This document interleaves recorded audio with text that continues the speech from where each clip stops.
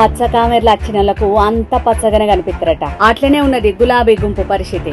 నిన్న వరంగల్లో కొండా సురేఖ మాట్లాడిన మాటల్ని తెగ ట్రోల్ చేస్తున్నది పింక్ బ్యాచ్.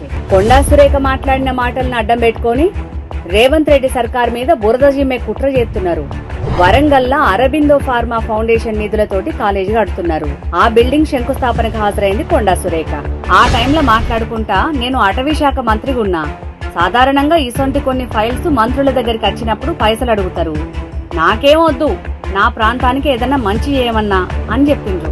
అక్కడ కాంగ్రెస్ మంత్రులు అని అస్సలు చెప్పలే, తాను నిజాయితీగున్నా అని చెప్పిండ్రు. అంతేకాదు గతంలో బీఆర్ఎస్ హయాంలా కాళేశ్వరం, మిషన్ భగీరథ ప్రాజెక్టులన్నిట్లలో కమిషన్ దందనే, పర్సంటేజీ లేందే మంత్రులు ఫైళ్లు ముట్టకపోదురు, ఆ కోణంలోనే చెప్పినా అని అన్నారు కొండా సురేఖ.